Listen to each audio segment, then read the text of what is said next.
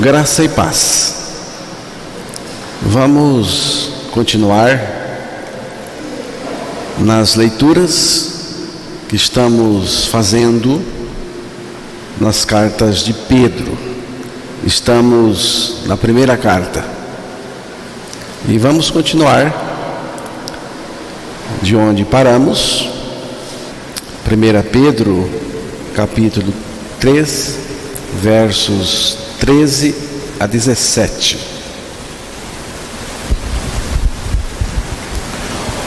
Ora, quem é que vos há de maltratar, se fordes zelosos do que é bom?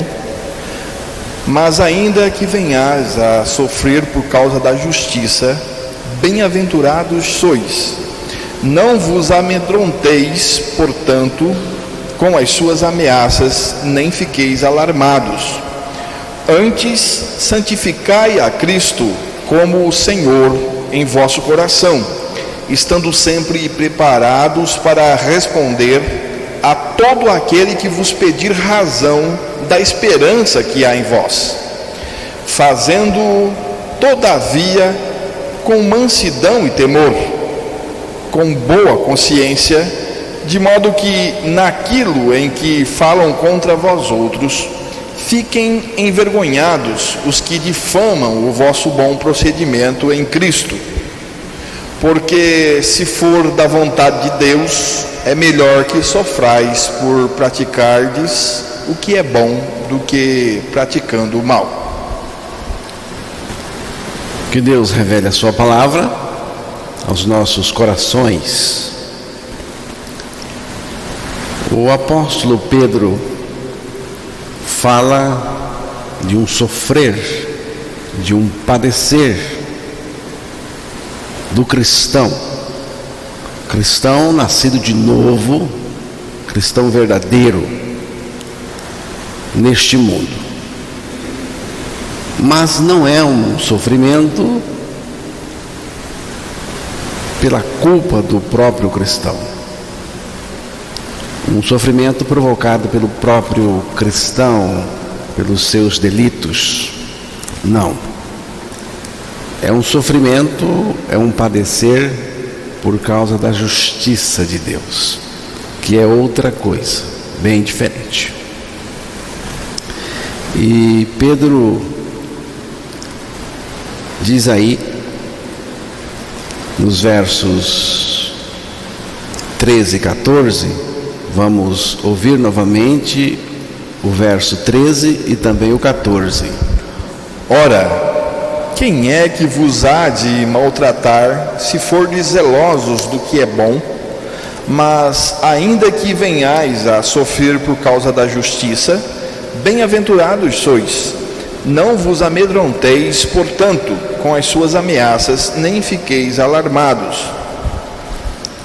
Mas ainda que venhais a sofrer por causa da justiça de Deus, bem-aventurados sois.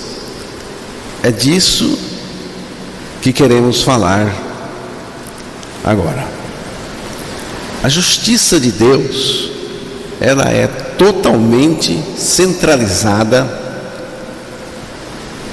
em Cristo e na obra do Calvário, a obra da cruz, a obra de Cristo. A justiça de Deus é totalmente centralizada em Cristo e na sua obra, a obra que Ele realizou na cruz do Calvário. E essa justiça de Deus tem tudo a ver com a morte de Jesus, a ressurreição de Jesus e a nossa morte em Jesus e a nossa ressurreição juntamente com Ele, ressurreição em Jesus também.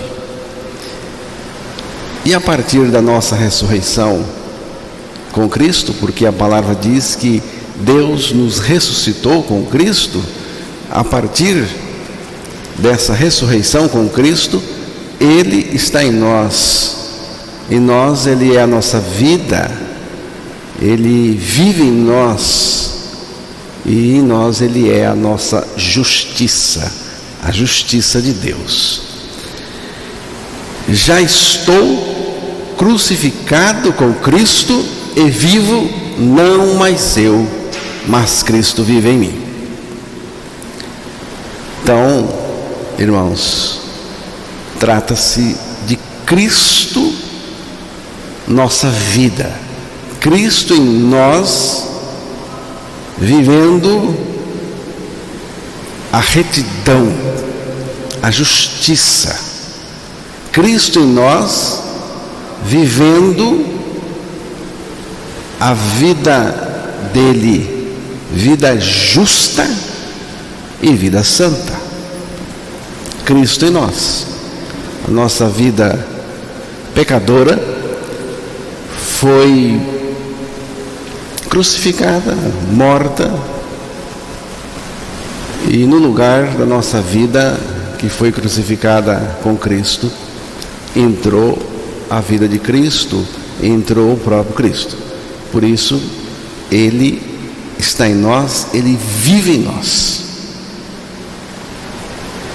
Salmo 23, o verso 3.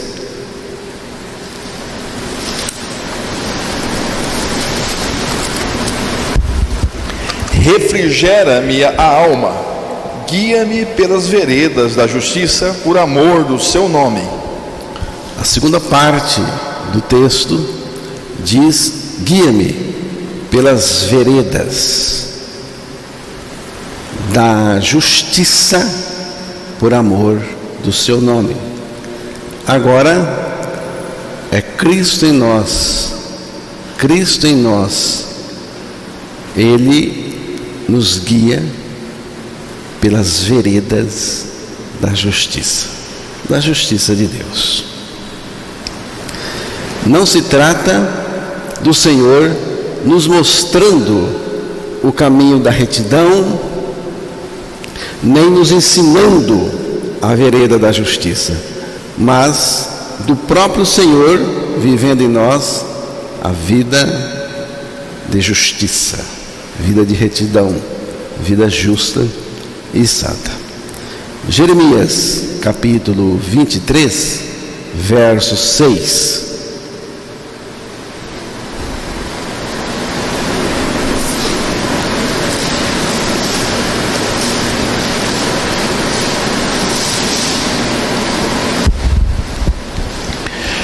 Nos seus dias Judá será salvo, e Israel habitará seguro. Será este o seu nome, com que será chamado: Senhor, justiça nossa. Senhor, justiça nossa. O Senhor é a nossa justiça. O Senhor é a minha justiça. A justiça de Deus. Não é a minha justiça. A minha justiça não vale nada.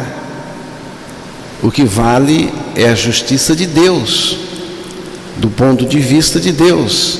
Diante de Deus, a nossa justiça não passa de justiça própria. Não tem valor nenhum em termos de salvação diante de Deus. Mas o Senhor, Ele próprio é a minha justiça. Eu posso dizer: o Senhor, minha justiça. Ele vive em mim, Ele está em mim. E por causa dessa justiça de Deus, por nós, para nós, em nós, nós vamos sofrer, padecer algumas coisas neste mundo.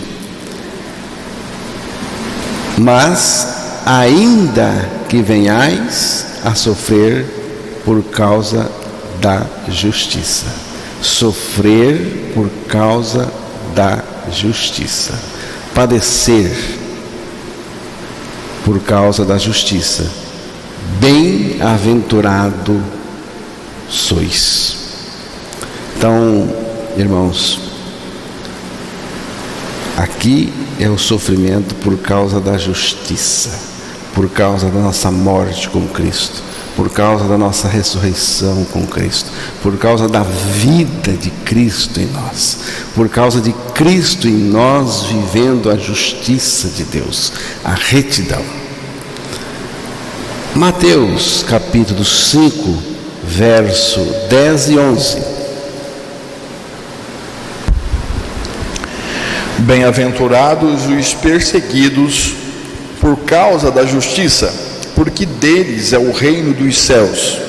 Bem-aventurados sois quando por minha causa vos injuriarem e vos perseguirem, e mentindo disserem todo o mal contra vós. Veja bem, preste atenção aqui. Jesus disse que os seus discípulos seriam perseguidos, maltratados, caluniados, injustiçados e até mortos por causa da sua justiça. Eu pergunto a você: você seguiria alguém que lhe dissesse isso?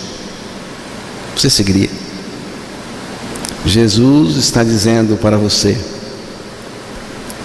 como meu discípulo, você sofrerá perseguição, será maltratado, caluniado, injustiçado e até morto. E muitos morreram por causa disso. E aí? Dá para você? Você seguiria Jesus depois dele dizer isso para você? Porque não é brincadeira.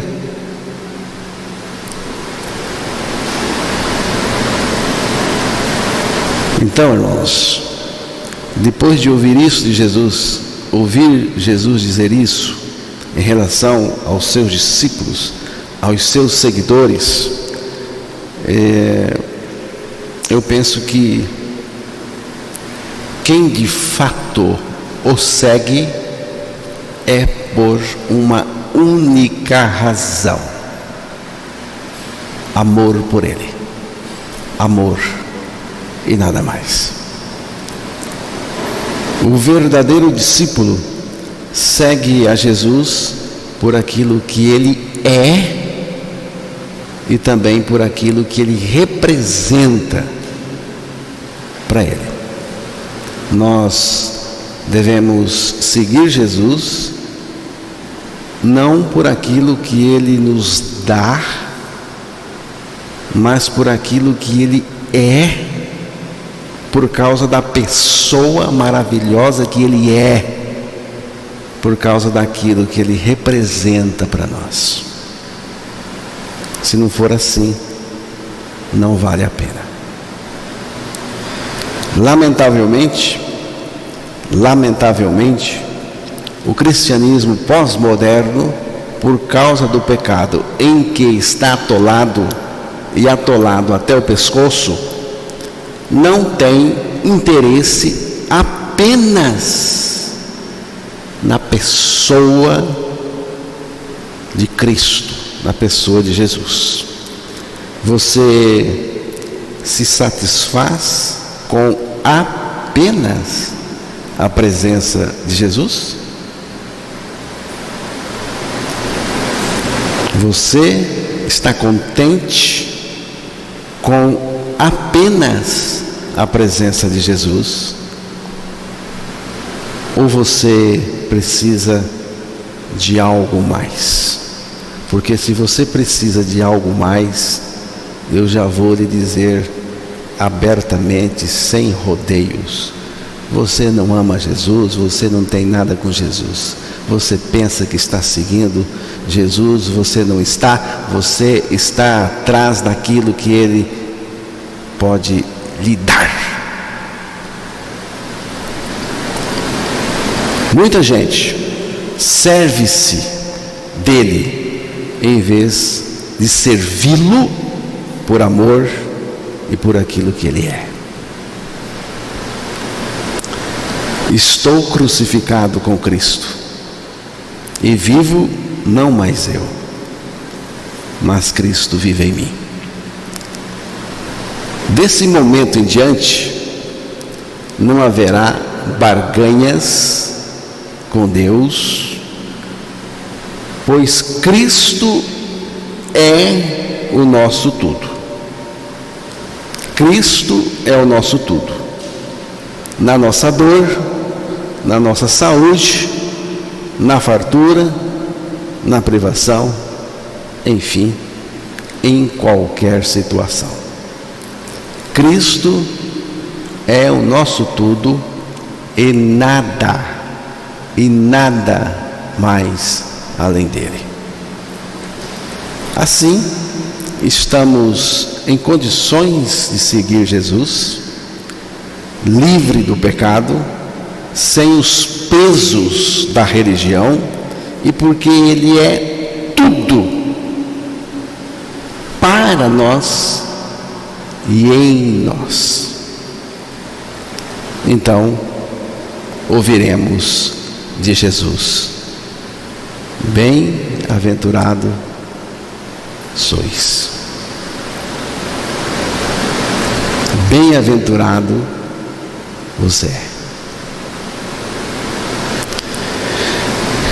Bem-aventurados sois vós, quando estamos sofrendo por causa da justiça de Cristo, por causa de Cristo, por causa do Evangelho, né? Bem-aventurado somos nós. Então, irmãos, ouviremos de Jesus essa expressão maravilhosa: bem-aventurados sois vós. Somos bem-aventurados em Cristo. Quando você nasceu de novo e, como nascido de novo, você estiver passando por algum sofrimento, por algum padecer, por causa da justiça de Deus,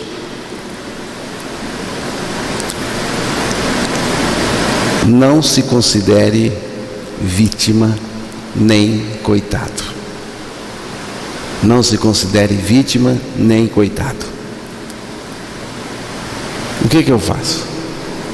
Eu posso festejar, celebrar, né? Porque é um momento de bem-aventurança, é um momento de felicidade. Assim disse o apóstolo Pedro, palavra de Deus. Agora, se você estiver sendo perseguido por uma razão que você mereça essa perseguição, por causa do mau testemunho, por causa dos seus delitos, então entristeça, chore.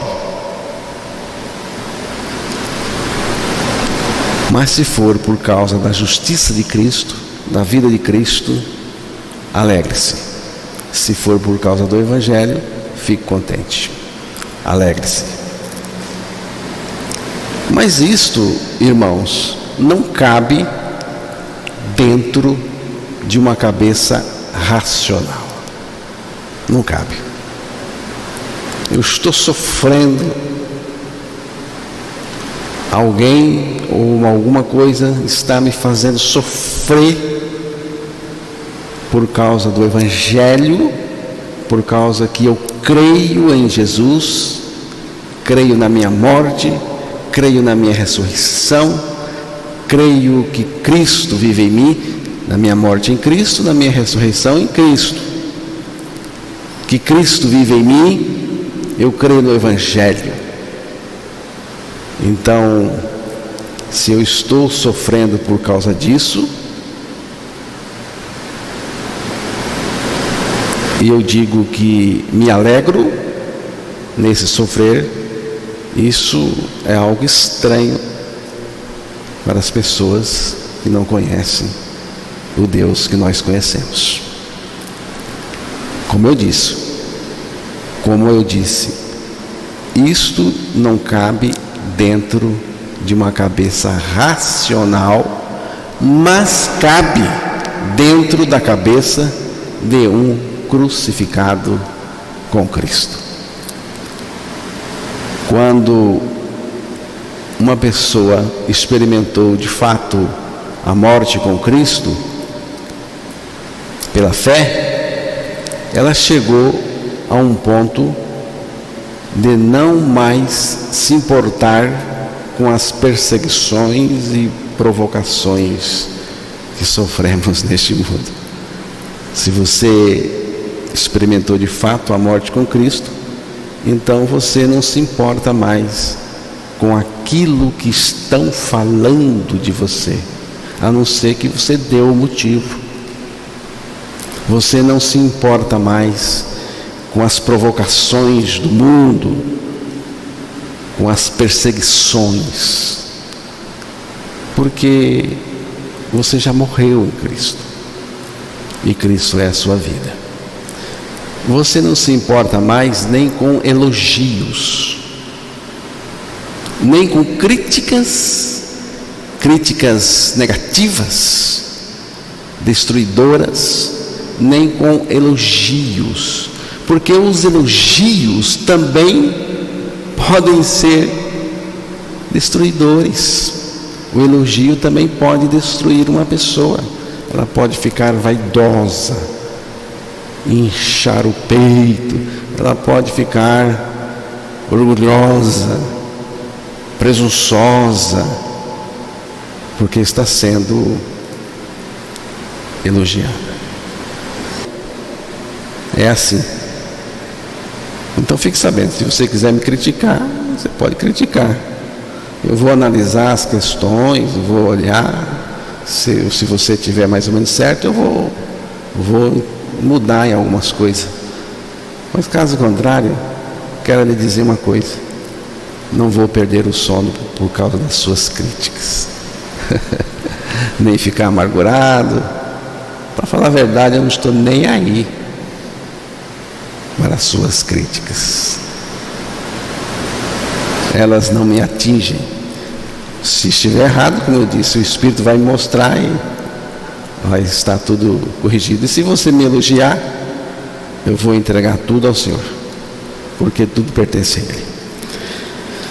Então, irmãos, quando uma pessoa experimentou de fato a morte com Cristo pela fé, ela chegou a um ponto de não mais se importar com as perseguições e provocações. É tão gostoso viver dentro do limite da graça de Deus. É muito gostoso. Quando você estiver sendo atazanado, azucrinado, o que eu tenho que fazer? O que você precisa fazer? Antes de qualquer coisa. Quando nós estamos sendo atazanados, azucrinados, alguém está pegando mesmo, né? O que nós temos que fazer? Vou repetir aqui, porque isso aqui é muito importante. Quando o cristão está sendo atazanado, azucrinado, o que ele tem que fazer? É só você ler o versículo 15 da primeira carta de Pedro, capítulo 3, o texto que estamos estudando.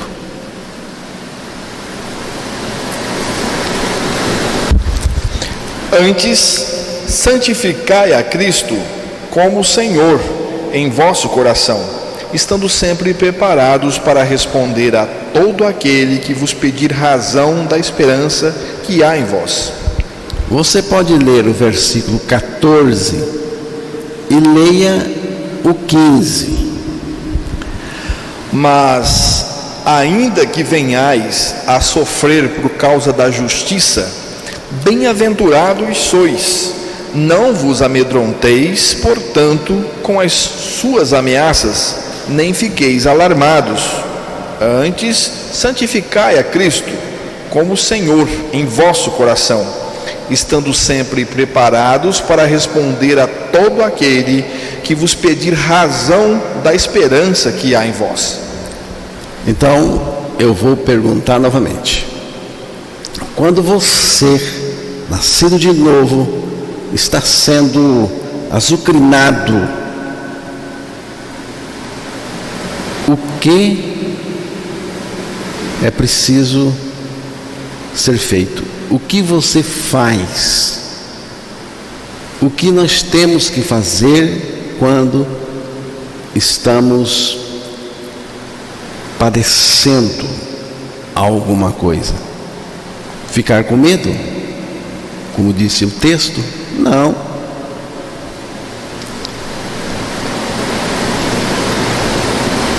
Antes,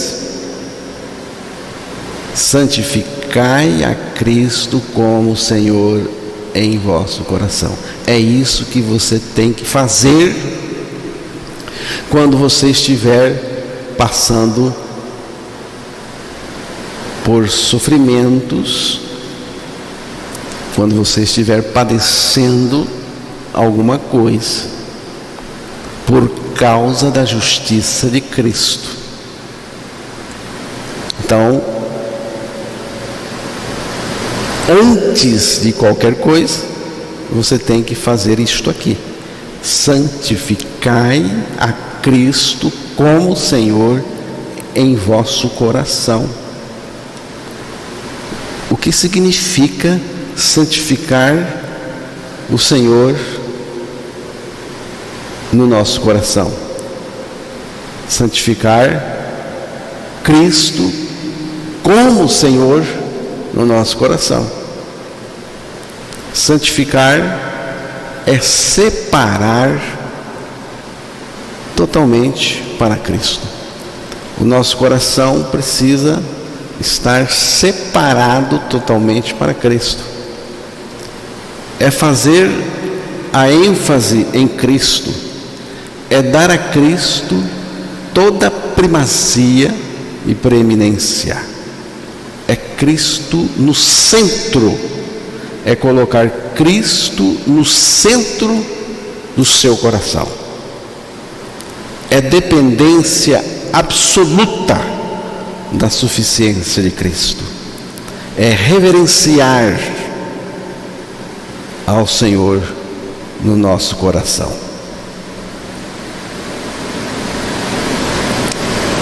É Cristo e mais nada.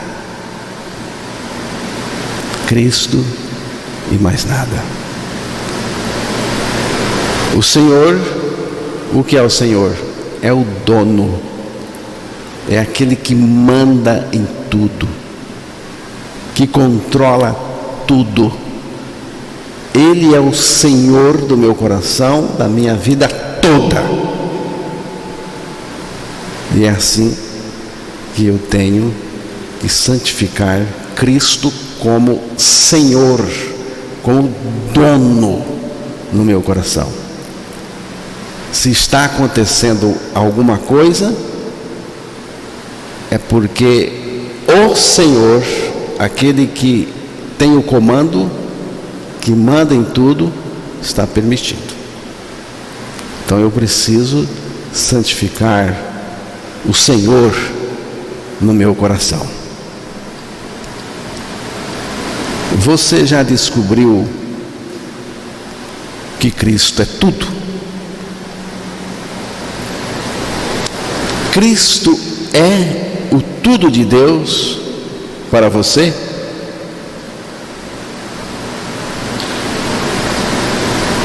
Cristo está no centro do seu coração? Ele tem a prioridade absoluta? Porque Cristo tem que estar no seu devido lugar, no centro de tudo, sendo santificado no nosso coração como aquele que manda em tudo, aquele que é o dono, o Senhor. Então, irmãos, Cristo é essencial para mim. Eu preciso de Cristo. Ou Cristo, ou nada. Ou Cristo, ou nada.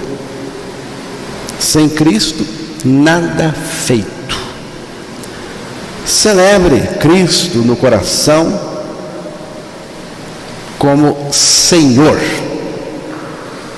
Senhor. Aquele que é dono de tudo, manda em tudo, administra tudo. O que eu faço diante desse Senhor que vive em mim? Eu obedeço. Ele é o Senhor.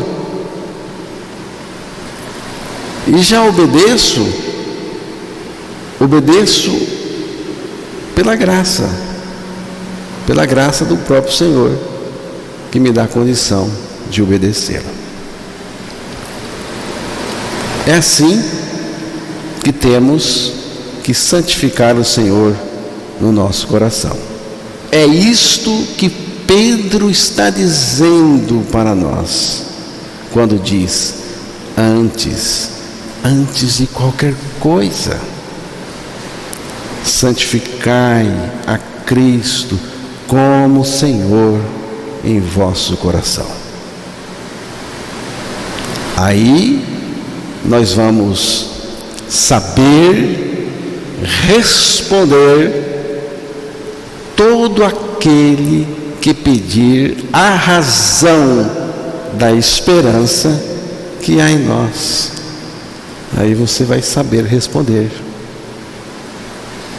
Tem gente que não sabe responder, não sabe o que dizer para este mundo, quando o mundo questiona a razão da nossa fé, o motivo da nossa fé. Por que você crê assim? Por que você diz que morreu com Cristo, que ressuscitou com Cristo? Por que você diz que Cristo vive em você?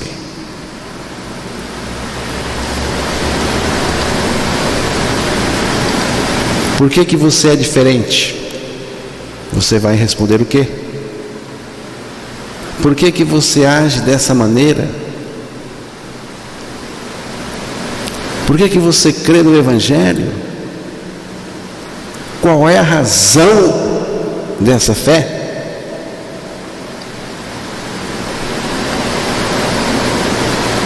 A razão da minha fé e de tudo mais é Cristo.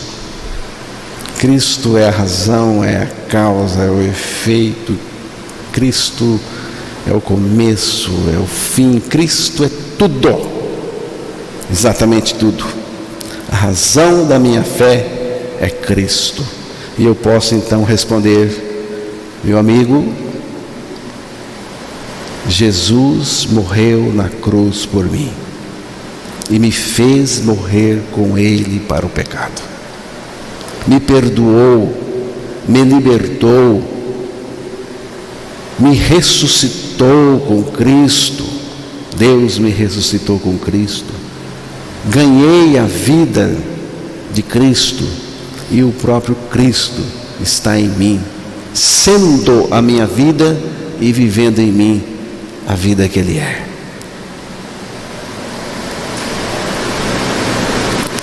E o que mais? E você precisa crer também.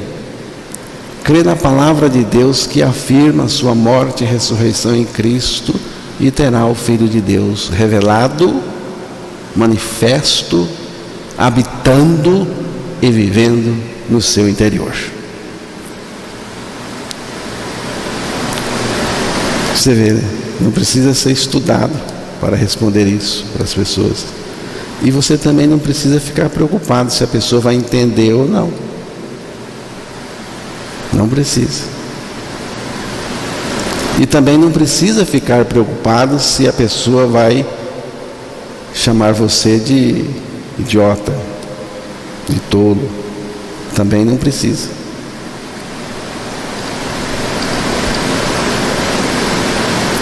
Agora, irmãos, como que nós vamos dizer essas coisas para as pessoas? Como que nós vamos responder e dizer às pessoas a razão da nossa fé? Pregar o Evangelho para as pessoas. Como? O texto aí que foi lido para nós diz: com mansidão e temor, com boa consciência, de modo que naquilo em que falam contra vós outros, fiquem envergonhados os que difamam o vosso bom procedimento em Cristo. É assim que vamos responder, com mansidão. Mansidão. Não precisa ficar nervoso para pregar o Evangelho.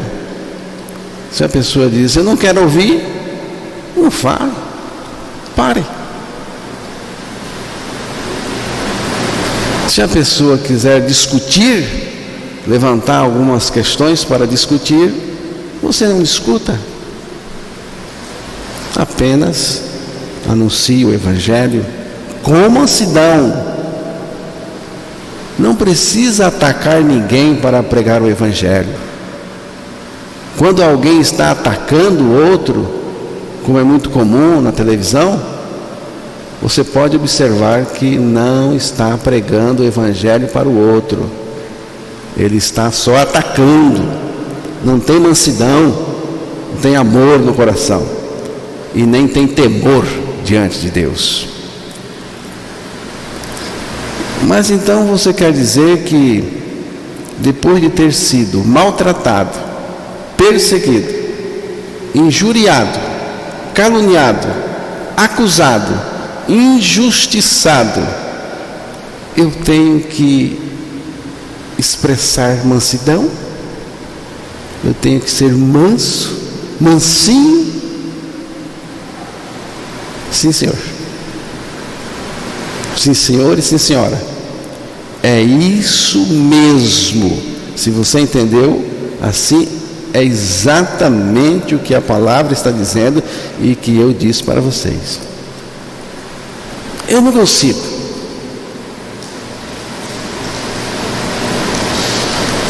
Eu também não. Mas Jesus vive em nós para nos dar a condição. O que ele disse?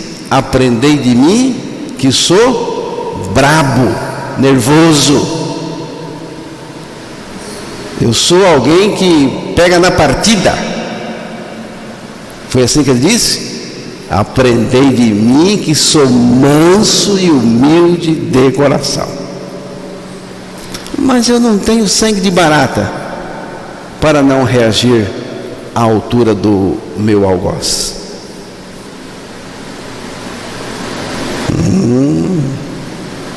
Valente, né? Esqueça o sangue de barata. Esqueça o sangue de barata e lembre-se do sangue de Cristo derramado por você na cruz. Você está querendo que eu fique manso e ainda por cima me alegrar quando estou sendo azucrinado? Exatamente o que eu disse. Eu estou sendo aqui bem fácil. É isso mesmo, meu irmão. Mas eu não aguento, irmão. Eu sou sangue quente, eu sei que é, mas Cristo é nossa vida. Por isso que Pedro disse, logo no começo da sua carta, ele disse uma coisa que nós precisamos experimentar: sem ela, nada feito. 1 Pedro 1:3. Bendito o Deus e Pai de nosso Senhor Jesus Cristo, que segundo a sua muita misericórdia, nos regenerou para uma viva esperança, mediante a ressurreição de Jesus Cristo dentre os mortos. Regeneração. Precisamos da regeneração. O que é regeneração? Regeneração é Deus tirando a nossa velha vida pecadora na crucificação com Cristo, na morte com Cristo, e dando-nos a sua vida, a vida de Deus, pela nossa ressurreição com Cristo.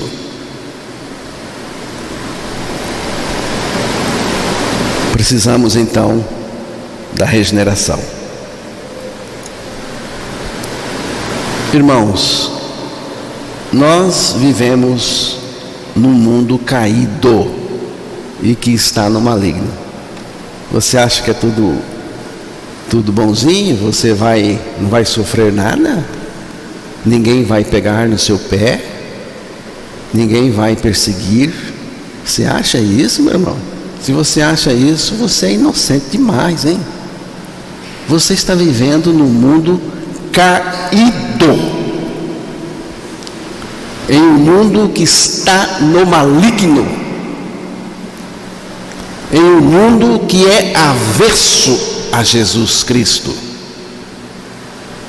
Você vai sofrer sim, e sofrer injustamente. E quando isso acontecer, o que você vai fazer? O que você vai fazer? Magoar? Ficar magoadinho? Amargurar? Emburrar? Zangar? Vingar? Ou pelo menos alimentar sentimento de vingança?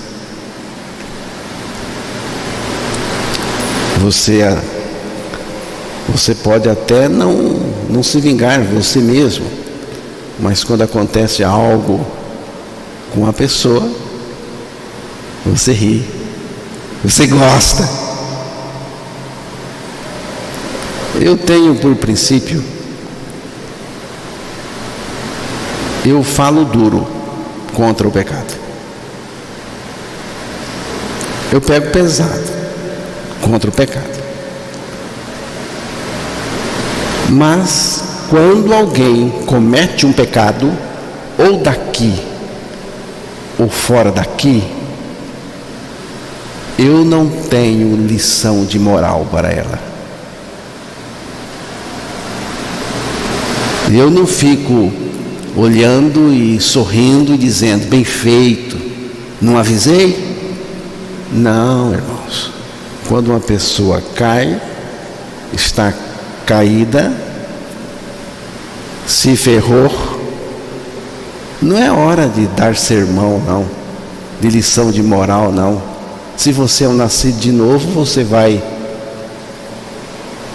tentar pegar na mão dela e levantar.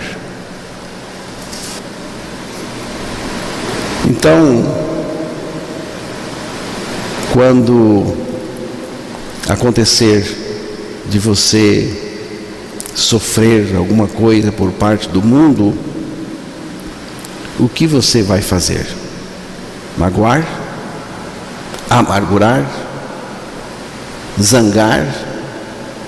Vingar? O que você irá fazer? Você vai trincar os dentes e ir ao gogó da pessoa?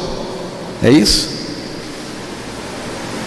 Tem gente que não vai no gogó do outro. Não vai. Tem gente que vai no gogó do outro. Mas tem gente que não vai por causa da educação ou de qualquer outro expediente humano. Mas dá vontade. Dá vontade. Como aquele menino que dava trabalho nos cultos. Era um menino inquieto, não sentava um pouquinho, mas em seguida se levantava, ficava andando no salão, no culto, até correndo de um lado para o outro. E a mãe um dia, já com vergonha daquilo, pegou o cabrinha, rebelde, e trouxe até o banco e disse-lhe: senta aí e não sai. O moleque respondeu: eu sento por fora, mas por dentro eu estou em pé. Assim é muita gente. Não vai no outro, por fora, mas por dentro está. Por fora não xinga. Tem gente que xinga, mas tem gente que por fora não xinga, mas o discurso interior só que Deus escuta e a pessoa também.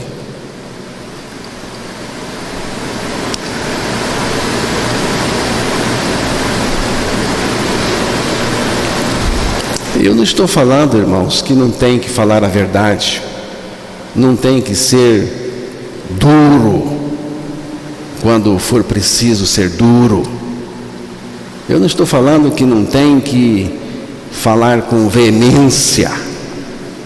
Não. Eu sei que a verdade é dura. A verdade não é fácil de se ouvir. Agora, falar a verdade com dureza não é xingar. Não é xingar. Xingar é outra coisa. Ouvir a verdade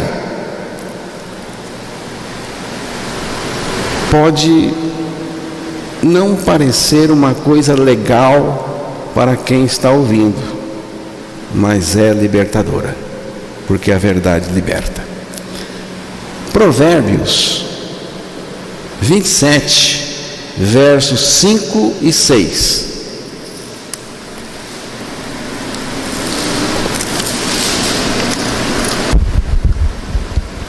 Melhor é a repreensão franca do que o amor encoberto. Leais são as feridas feitas pelo que ama, porém os beijos de quem odeia são enganosos. Viu aí? Melhor é a repreensão franca, aberta, do que o amor encoberto. Essa gente que chega e fica com aquele melado e você percebe que é tudo mentira, é falso. Melhor é a repreensão aberta do que o amor encoberto. Fiéis são as feridas feitas pelo que ama, mas os beijos do que aborrece são enganosos. Então, irmãos, tem hora que tem que dar um chega para lá. na pregação, em um conselho, tem hora que tem que ter uma firmeza e falar com mais veemência. O que é um chega para lá? É um ato mais veemente de chamar a atenção à verdade da palavra. Você prefere um chega para lá ou prefere que alguém engane você com palavras suaves, mas que esconde a realidade de você? O que você prefere de mim? Um chega para lá, chamando a sua atenção para a palavra? Ou você prefere que eu lhe engane com palavras suaves, mas que esconde a realidade de você? O que você quer? A verdade, às vezes, é um chega para lá. Eu não estou falando de reação carnal, essa reação, essa ira carnal. Não. Eu estou falando de amor veemente, amor que às vezes é preciso falar com mais veemência. Eu não quero que este peito aqui seja cemitério de ressentimento, de cadáveres podres do ódio.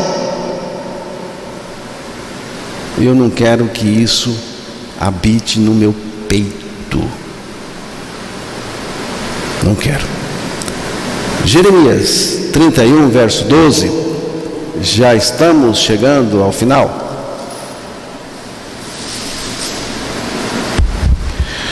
Onde vir e exultar na altura de Sião, radiantes de alegria por causa dos bens do Senhor, do cereal, do vinho, do azeite, dos cordeiros e dos bezerros. A sua alma será como um jardim regado e nunca mais desfalecerão. A expressão final do texto, da parte final do texto, que eu quero destacar agora.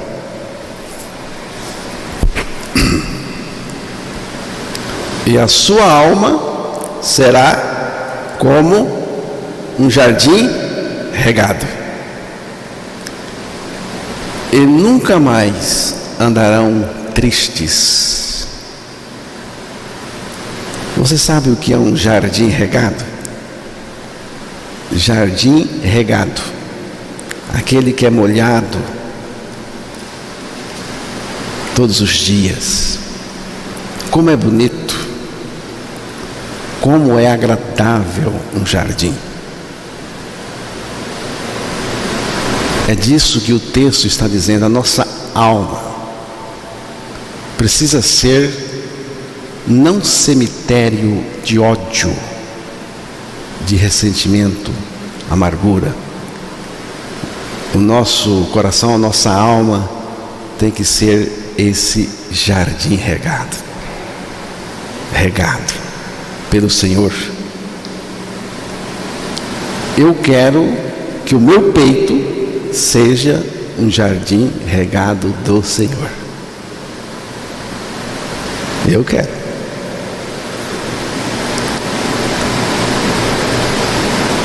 Eu quero que o meu peito seja exatamente, a minha alma seja um jardim regado do Senhor, onde o Senhor frequenta.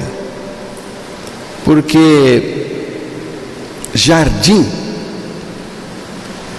principalmente nessa época antiga aí, jardim ficava normalmente no fundo da casa. Nos tempos antigos, o jardim ficava normalmente nos fundos da casa. Diferente de hoje. O pessoal gosta de fazer na frente da casa, que é para mostrar que o jardim está ali, é bonito, que é para embelezar a frente da casa. Diferentemente dos jardins do Oriente, dos tempos antigos do Oriente, o jardim ficava no fundo da casa, porque o jardim não era para embelezar. O jardim era um lugar agradável, mais discreto, lá no fundo, um jardim fechado lá no fundo. Sabe por quê? Porque era um lugar de comunhão. O jardim era um lugar dos amigos do peito. Não todos os amigos, amigos do peito, íntimos. Ali os amigos sentavam e conversavam. É a palavra comunhão, jardim. Então é disso que o profeta está dizendo. A nossa alma é um jardim regado, onde tem comunhão com o Senhor. Um lugar onde se desenvolve comunhão. Irmãos, não vamos ficar com o caderno na mão, anotando tudo que eu sofri, tudo que alguém fez para mim. Alguém fez alguma coisa ruim para mim, eu escrevo aqui no meu caderninho, anotando aqui os contratempos. Tem pessoas que ficam escrevendo, é uma maneira figurada de falar. Fica anotando, contabilizando. Isso não é coisa de nova criatura, não. Jogue fora o caderninho. Jogue fora. Para finalizar, 1 Pedro 3, verso 17. Porque se for da vontade de Deus, é melhor que sofrais por praticardes o que é bom, do que praticando o mal.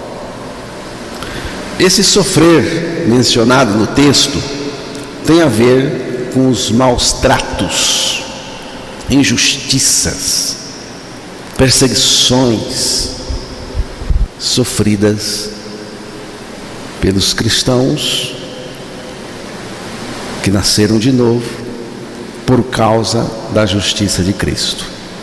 Esse sofrimento tem a ver também com a vontade de Deus. É melhor que o cristão sofra sendo a vontade de Deus e não por causa das coisas erradas que ele está fazendo. Se a pessoa atrai essas coisas erradas sobre si por causa, ou melhor, se a pessoa atrai perseguições por causa das coisas erradas que ela está fazendo, então não há virtude nenhuma nisso. Foi o que Pedro falou. Se você está sofrendo porque está andando errado, fazendo coisas erradas, que virtude há nisso? Nenhuma. Agora, se você estiver sofrendo por causa do Evangelho, por causa da justiça de Deus, por causa de Cristo, aí sim, a vontade de Deus vai ser exaltada na nossa vida, ela vai prevalecer na nossa vida, não é? Então, irmãos, precisamos pensar nisso. Pensar nisso. Sofrer por causa da justiça. E isso tem a ver com a vontade de Deus, e não ao contrário. Amém?